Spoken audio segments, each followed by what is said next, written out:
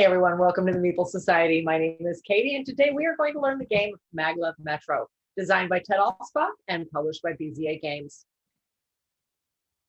In Maglev Metro, you are playing one of 4 different rail companies that are vying to put out the most productive and efficient rail system in one of 2 different cities.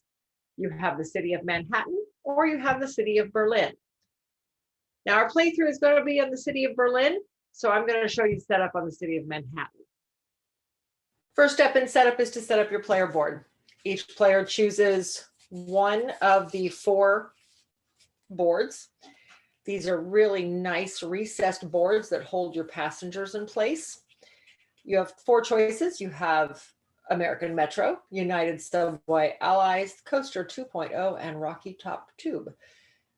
There is no difference between the boards other than the colors and the names on the board.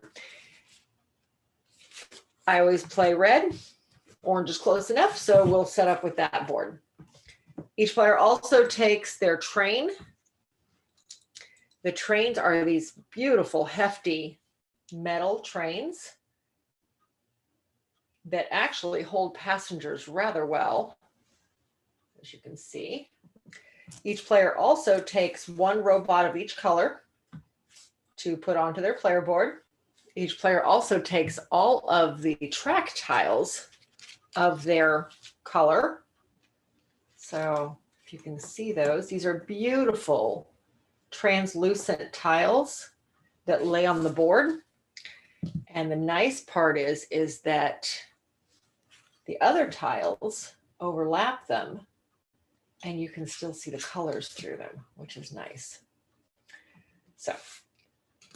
So for instance, I'm kind of getting off track here for you, but that's okay.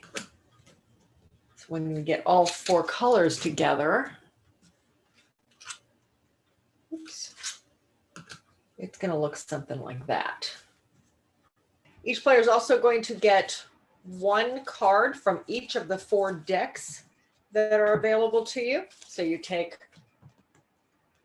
deal out 1 card to each player, and then just put the rest back in the box. Now they do recommend for your first game not to use the red cards, but we use them today. So when you've got all 4 of your cards, you've got your tiles, you've got your train, and you've got your passengers, then you can set up the board. I'm going to set this aside. The game comes with these really nice chunky tiles. There are 2 for each type of station that you can build. And then there is the 3-piece hub that you use on the Manhattan side. You place your 3-piece hub in Grand Central. That becomes your Grand Central station. In Berlin, you're going to use, rather than using this hub, you're using all of the other tiles. In Manhattan, all you're using is 1 of each of the basic tiles. So I'm going to remove these 3 from the game. You take each of these other chunky tiles and you place them in the spots outlined on the bottom of the board for them. So my factory would go there, my warehouse here, there's my lab. Oh, my warehouse is upside down. I've got space for 2 office buildings, for 2 stores, 2 embassies, and finally 2 studios. Now, I don't know if you can see that in the video, but these are all nicely recessed boards. So everything locks in place really nicely. I like that. Once your stations are in place, you're going to take and you're going to put 1 passenger of each color onto the appropriate station. And then 1 silver, 1 gold, and 1 copper. We're then going to take the rest of the robots. Now, I guess I should have explained this first. There are 2 different types of passengers in the game. But there are silver, gold, and copper robots that go on to specific stations. You actually start the game with these. These all go into the bag. And then randomly, you see how each one of the stations indicates well, indicates a certain number of robots on it. They are all striped with all three colors. This indicates that you can put any color robot there. So I'm going to basically go around and put 2 robots randomly, well, as many robots as are asked for on each station, randomly at each station location. These will come into play later in the game. 1, 2, 3. Okay, then we'll set the bag aside. Okay. Then we're going to take the other set of passengers. And these passengers are colors that match the other types of stations you can build. So now we're going to just take and sort these out. For a 4-player game, you're going to use all of them. For a 2 or 3-player game, you're going to remove some and just put them back in the box. But I'm going to go ahead and set up for a 4-player. Now, these remain here on the board until the first station of that type is built. At that point in time, you scoop all of that color up and put them into the bag with the robots that are already there. Now that the board is set up, we're going to go back to the player board. I'm going to explain a couple things, and then we'll show you how everything works. This top corner is the number of actions you get per turn. Every player starts out with a standard 2 actions. You are able to work up to having extra actions per turn, but it requires filling in some of your robots, and I'll explain that one. This is how many units you're able to do of a particular action per turn. So for example, if this was my setup at the very beginning, I could lay 2 tracks per turn, but I can only pick up 1 passenger per turn because I don't have a second option here. And we'll go into this more as we start going through the gameplay piece of it. Down in this bottom corner unlocks the ability to pick up passengers and build stations of specific colors. So if I get the 2 robots filled in here, I can now either build an office building, a pink office building, or I can pick up pink passengers and deliver them back to the office building that's already been built. Up here is your passenger and link victory points. This is essentially just victory points at the end of the game. For scoring purposes, every pink passenger is worth 1 victory point at the end of the game. Every purple is worth 1. Every coral passenger is worth 2. And every dark purple is worth 2. But if you fill in a whole row of the corresponding color, then now they're worth an extra victory point at the end of the game. Each one of them is. And that's for everyone on your board, not just the ones in this column. If you fill in going across with 1 of each color, then each link that you've built between stations is worth an additional victory point at the end of the game. Standard is every link is worth 1 victory point. If you fill this in, it's now worth 2. If you fill in a second row, it's now worth 3. And then this down here on the bottom, this is where your cards come into play. The bonus victory point cards. Each card has different requirements in order to fulfill. You are automatically allowed to use 1 of them for end of game scoring. But if you want to score on any of the other 3, then you have to fill these in before the game's over. For every row that is filled in, you can score an additional card. So if you manage to fill in this whole area, then you can score all 4 of your bonus cards. And I'll go over what the bonus cards do after I've explained gameplay, then they'll make a little bit more sense. So at the start of the game, on the Manhattan side, every player starts in the hub. Everybody starts at Central Station. If you're playing on the Berlin side, then each player picks which station they want to start on, because you're going to start out with 3 of these, 1 factory, 1 warehouse, and 1 lab already pre-built. First player starts out with this nifty little coin. At the start of each turn, you have several actions.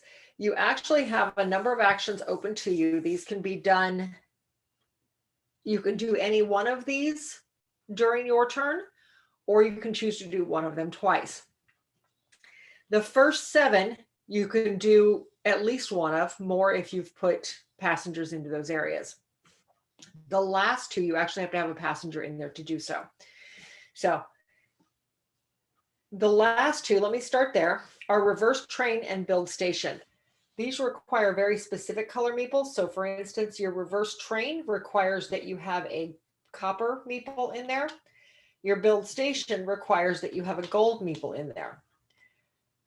When you have these meeples here that are tricolor, then that means you can put any color. All of these are that way in the first spot, but after that, everything except capacity requires a specific color.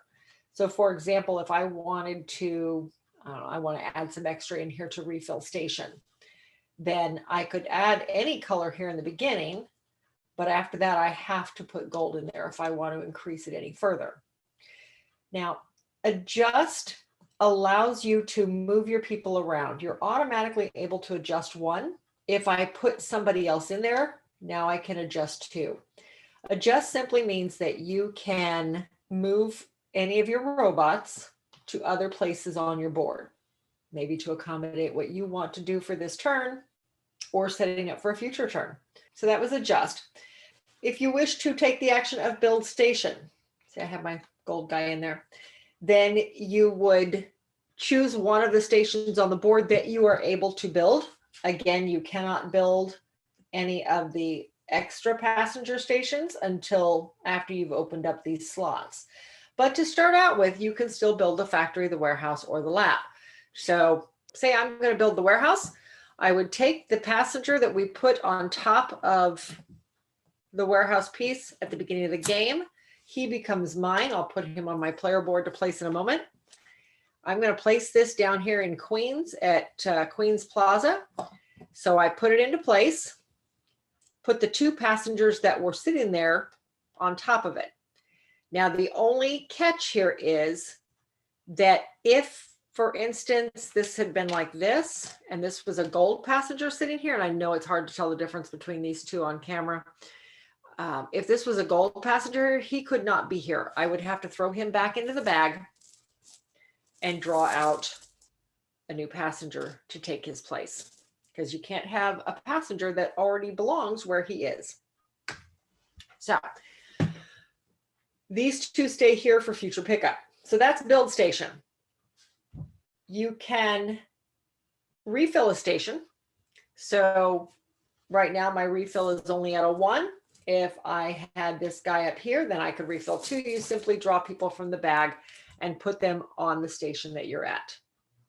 One of the primary actions you can take is to lay your track. A couple of rules when you're laying track. Each hex can only contain 1 tile of each color. So you cannot lay two of your own tiles onto the same hex.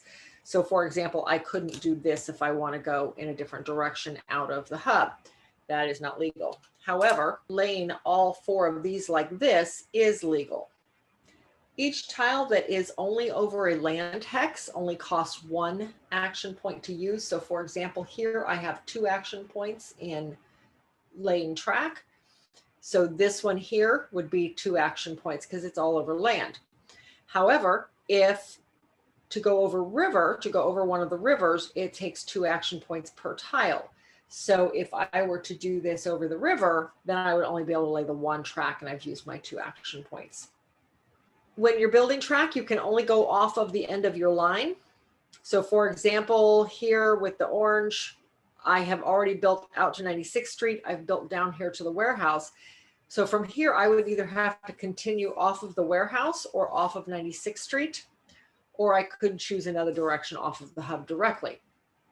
The hub can actually have as many exits as you want. So what green has done here and what yellow has done here is perfectly legal.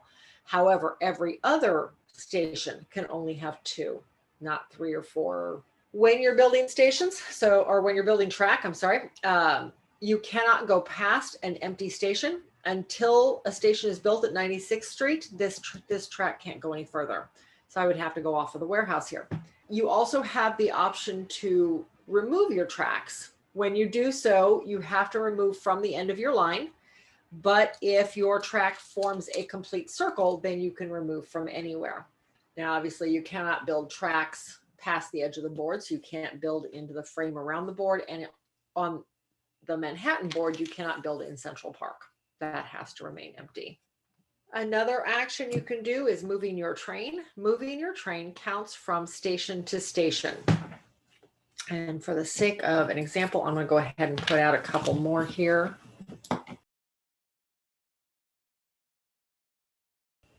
Each movement of your train, one movement of your train counts from one hub to the next, or from one station to the next. So for instance, to go from the hub down here to the warehouse, that's one move. If I'm at the warehouse and I want to get over here to the lab and I had 2 and move, then I could jump up here and go to both. So each move counts from basically one section of track. Capacity is the number of passengers that your train can hold at a time. Right now, my train can only hold 1 passenger. So if I wanted to pick up both of these, then I would need to do an adjust and move somebody up into capacity so that I can pick up 2. Pick up passengers is simply that. You're picking up the passengers that are on the station that you're at. So if I wanted to pick up these 2 passengers and deliver them to where they need to go, I can pick them up and put them into my train. However, I only have a pickup of 1 right now, so I guess I'm not doing that. I can only pick up the 1. So I will keep the copper one because I'm already connected to the copper station, so I can drop him off. You can only drop passengers off at the station where they want to go. Copper robots want to go to the lab. Silver robots want to go to the factory. And gold robots want to come down here to the warehouse. So let's say this is our setup. Put an office building on the board. We take and put them into the bag. As soon as we put the store on the board, we take all of our store clerks and we put them in the bag. The office could not have been done until this section here at the bottom had been filled in with a silver and copper. As soon as you've done this, you can either build that station directly, or you can pick people up of that color. So say somebody had done a refill station. These were sitting here on this station. So I've got a pink and a lilac color sitting here at the warehouse. I can pick up the pink office worker. I cannot pick up the store clerk though, because I have not built up my lilac option. So unfortunately, she has to stay there. All right, so that's pick up passengers. Dropping off is very similar. You're going to move to that station. So I would do a turn to move over here to one of the offices and I would drop her off here. As soon as you drop off passengers, you're going to put them on your player board. So here's another thing to make note of on your player board. Robots can be moved around at any time. So with the adjust action, you can move any one of the robots, and you'll see, if you can see that, it's very tiny. You can move any one of the robots around with the adjust action. You cannot, however, move passengers around. Once you place a passenger, they don't move again. You can place passengers in spots of their color. So say I want to open up maybe the embassy. I'll go ahead and place one right there. Or I really want to work toward another turn. I might place one of them right here. I can place them over here to get me extra victory points at the end of the game, or I can start working toward getting, being able to score one of my cards. But once I've laid those down, I cannot move them again. They are there till the end of the game. Refill station is just that. You reach in the bag and you refill the station based on the number you have here. So if my silver guy was down here and I was able to refill 2, I would pull 2 people out. Now, when you're refilling the station, it's at the station that you're currently sitting at. If you pull out somebody that's not legal, like I just did, I cannot place one of the pink office workers at the office. She's already where she wants to go. So I put that aside, I put the other one up, and I pull another one out until I get somebody who is legal to place there. And then I put the pink lady back in the bag for later. Okay, I think the only thing I haven't talked about is reverse train. With reverse train, it allows you to move more freely on the map. Currently, I'm sitting at the end of my line, so I can just automatically reverse, no problem. But if I were here and I had just come from the office and I'm headed up here, but now I want to go back to the office, I can't do that without reverse train. So let's pretend I did not have that filled. So if I had a spot, somebody in reverse train, then I could go whichever direction I wish. But without it, I have to continue to the end of my line or to the hub. At the hub on the Manhattan side, you can turn around anytime you want, but that's the only place that you can unless you have reverse train, and then you can turn around anywhere. That covers the basic actions of the game. Let me go over the cards with you a little bit, and then I'll explain scoring. There are 4 different types of cards, each with a different background. Each one scores a little bit differently. So for example, the ones with the black background, they want a direct connection between 2 different types of stations. So for example, this one wants a direct connection between the lab and the store. Then they get 4 points for every time they connect these 2 directly without going through someplace else. And the same concept with every one of these here, actually. So that's those. The green ones are score based on certain tile requirements. So for example, this one, you get 3 points for the longest link of track between 2 stations. This one here is you get 1 point for every tile in an incomplete link. So if you start building a long link and you never finish it, you get 1 point per tile in that link. So, and then 2 points for every straight tile, 3 points for every straight tile that crosses the river. So that's the green ones. The yellow cards, these are passenger cards. These give you points based on the number of specific passengers on your board at the end of the game. So like this one would give you 4 points for every set of commuters. For every set you have of all 4, then you get 4 points. This one gives you two points for every set of robots on your board. 2 points for every coral commuter. Now this is in addition to the 2 points they're worth normally. 1 for every copper robot. 3 for every set of pink and coral. So you get the idea. And last but not least, the red ones. And these are, they actually don't recommend you use these in your first game. This one is based on your player board. It gives you points based on what you do and don't do on your player board. So for example, with this one here, if I had left all of these rows empty, then I would get a total of 16 points. Well, I'd get 15 points because that's the maximum. But yet if I had managed to fill every one of these rows in, I would get 3 points per filled row based on how the green boxes align, in addition to the points that they being there would give me anyway. So, and then there's this one here, 5 for every empty action area on the board. So if you don't fill in any of your extra action areas, then you get 5 points per area not filled in. So if you fill in 1, you want that 3rd action, that's okay. You would still end up with 10 points for having the other 2 areas empty. So that's the red cards.